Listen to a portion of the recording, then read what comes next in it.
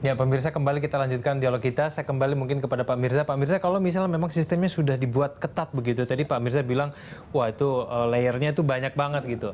Tapi kemudian masih ada pelanggaran-pelanggaran seperti orang-orang ini yang ternyata pelanggaran administratif awalnya, overstay dan segala macam. Ini kan berarti pengawasannya harusnya ditingkatkan lagi dong, Pak. Kan udah ada datanya semua tuh, udah lewat nih harusnya dicek. Nah ini gimana nih? Tadi saya katakan tadi ya, sebenarnya kebijakan keimigrasian dimulai pada saat pengajuan visa. Tapi sekarang juga ada kebijakan bebas visa. Artinya ya kita perketat pada saat dari masuk, kemudian kita perketat pada saat ya sudah berada di Indonesia. Ya, kita secara keimigrasian kita melakukan dua, ada secara administratif. Kita lihat tadi betul ya, data-data kita, oh ini masuk tanggal sekian, seharusnya tanggal sekian dia harus kembali. Nah, kalau nggak ada, harusnya langsung bisa dicek kan, Mbak? Kita bisa ya secara basis sistem ya. Tapi kemudian ya kita juga tidak cukup mengandalkan administratif. Karena administratif artinya kita menunggu. Ya, kita akan lakukan operasi-operasi yang dilaksanakan oleh seluruh kantor imigrasi. Cuma memang kantor imigrasi hanya 121 kantor imigrasi seluruh Indonesia. Tapi kalau mereka melaksanakan tugas-tugas operasi lapangan, mereka akan segera juga secara dini dapat mengetahui seandainya ada orang asing yang melanggar peraturan keimigrasian. Ya. Nah, kemudian kita bangunlah sistem tadi. Mereka operasi ke lapangan. Tapi mereka juga punya aplikasi pelaporan. Setiap laporan-laporan dari masyarakat atau tempat-tempat penginapan yang menyatakan di tempat dia ada orang asing akan di follow up oleh petugas imigrasi.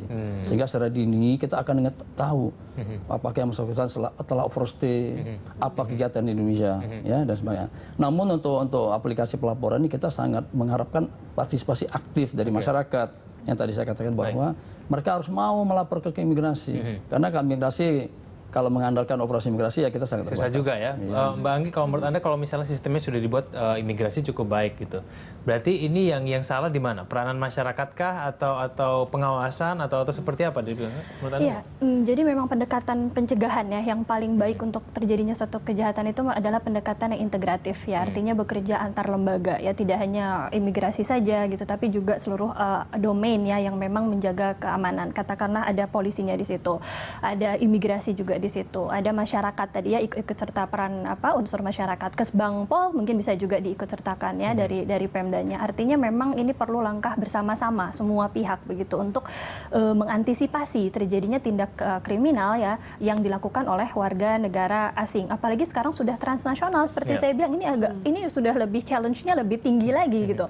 Saya ada satu contoh kasus ya, cybercrime yang ditangani oleh Mabes ya, saya lupa tahun berapa, tapi itu mereka menangani 18 kasus dan terungkap satu kasus itu kerugiannya 1 miliar rupiah. Artinya dari segi kerugian itu sebetulnya juga besar. Bagaimana bentuk kelompoknya? Jadi bentuk kelompoknya itu sudah sangat lintas negara. Korbannya orang Indonesia ya dan orang Belgia, pelakunya di Nigeria, hackernya di Inggris. Beda-beda semua ya? Beda-beda. Betul, artinya apa? Kalau memang kita sudah tahu bahwa ini adalah transnational crime gitu, maka yang pertama tadi sinergitas ya di antara lembaga-lembaga di Indonesia, tapi juga harus ada yang namanya transnational policing atau pemolisian lintas negara. Mbak Anggi, tapi kalau misalnya kita bicara mengenai pencegahan kan susah ya. Misalnya ada orang dia datang untuk berlibur gitu. Kita melihat dia motivasi untuk berlibur. Kan kita tidak bisa menebak ternyata orang ini sebetulnya punya niat untuk berbuat jelek. Nah itu pengawasan seperti apa yang kemudian bisa mengecek orang-orang ini punya maksud jelek? Kan seperti yang Pak Mirza tadi bilang, susah dong kita kalau nyekin orang ini awalnya punya sifatnya bagus tapi ternyata kemudian membuat kejahatan, itu gimana kemudian? Iya betul, makanya oleh sebab itu memang di dalam kota sendiri, di dalam negeri sendiri itu pengamanan, pengawasan, penegakan hukum itu juga harus jalan gitu. Karena ini juga satu kasus yang terjadi di Bali, begitu mereka menggunakan visa liburan dan mereka hanya melakukan kejahatan itu cuma selama mereka berada di Indonesia dalam masa liburan itu. Artinya memang kewaspadaan ini juga harus ada oleh penegak hukum lainnya gitu. Tadi saya bilang ada polisi, ada masyarakat gitu. Itu tetap harus aware gitu karena betul kita tidak bisa mendeteksi.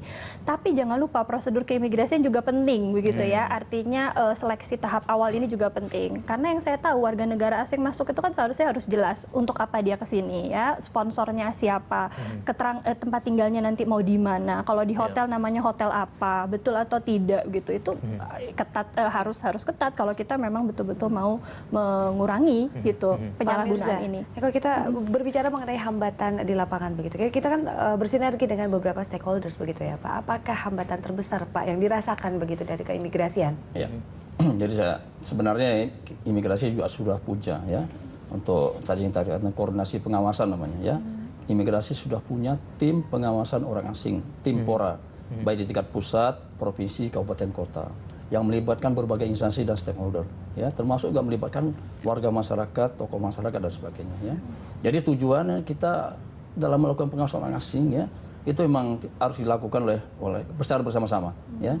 Data keimigrasian ya ada sekitar 35 juta orang asing keluar masuk Indonesia setahun, ya. Hampir 35 juta. Artinya setengahnya katakanlah ada 17 jutaan yang masuk dan 17 juta yang keluar. Mengawasi jumlah begitu kan tidak mudah, ya. Tadi kita katakan kita perketat proses visa, ya. Nah, kemudian kita perketat pada saat masuk. Pada saat dia ngajuin visa, pada dia masuk dia baik-baik aja, fine aja. Dia benar visa, benar paspor, benar semua benar. Setelah di Indonesia baru dia melakukan hal seperti yang dikatakan tadi. Nah, itu yang kita perlu kerjasama berbagai pihak, termasuk laporan masyarakat. Dan sampai saat ini banyak masyarakat yang juga melaporkan ke kita, yang kemudian kita tindak lanjuti, ternyata kita berhasil melakukan menindak orang-orang asing tertentu. Tapi langkah konkretnya apa nih Pak yang sejauh ini? Kalau misalnya udah ada datanya nih, oh ternyata dia udah overstayed nih, udah lewat 2 minggu. Ini biasanya dari imigrasi sistemnya apa yang jalan? Langsung mendatangi orang itu, menelpon atau seperti apa sebenarnya? Jadi begitu ya. Jadi memang seharusnya imigrasi mengetahui ya sedini mungkin bahwa ada orang asing overstay, tapi kan dia bisa mobil kemana-mana ya. Katakan dia masuk melalui Soekarno-Hatta, tapi pada minggu ke depan dia sudah ada di Bali, kemudian di mana besok sudah ada di Medan dan sebagainya. Nah, disinilah kita bangun aplikasi tadi, pelaporan tadi ya. Jadi pelaporan orang asing ini sebenarnya ada manfaat juga bukan hanya untuk kita negara ya, tapi juga untuk yang bersangkutan. Karena banyak permintaan informasi dari perwakilannya, dari keluarganya yang menanyakan warganya atau keluarganya yang ada di Indonesia ya. Melalui aplikasi pelaporan ini juga bermanfaat buat dia gitu. Dan dia juga seandainya terjadi apapun, ada kasus kehilangan paspor, kasus-kasus tidak pidana terhadap orang asing, dengan sistem kami cepat dapat mengetahui dan cepat dapat melakukan hal yang dapat membantu dia ya. Jadi sangat besar manfaatnya. Nah, tapi kayak tadi seperti yang saya katakan tadi bahwa peran serta masyarakat tentu sangat kami butuhkan ya, seperti saya berkarya selama ini, itu semua laporan masyarakat. Tapi Pak Mirza, biasanya orang tuh sekarang nih Pak ya, mungkin di kota besar itu orang pada diem-diem aja Pak. Itu pada nggak mau peduli dengan apa yang terjadi di tetangga. Kalau itu terjadi, ya berarti nggak ada yang ngelapor, berarti semakin merajalela dong ini nanti. Itu faktanya seperti itu ya. Ini kejadian yang tadi cybercrime, itu kan juga seharusnya kalau RT setempat ya, atau warga masyarakat setempat, dia sedikit ada sensitivitas gitu. Kok ada orang asing di wilayah dia gitu. Dia lapor ke imigrasi, mungkin banyak hal yang dapat kita lakukan ya untuk mencegah pelanggaran-pelanggaran oleh orang asing di Indonesia.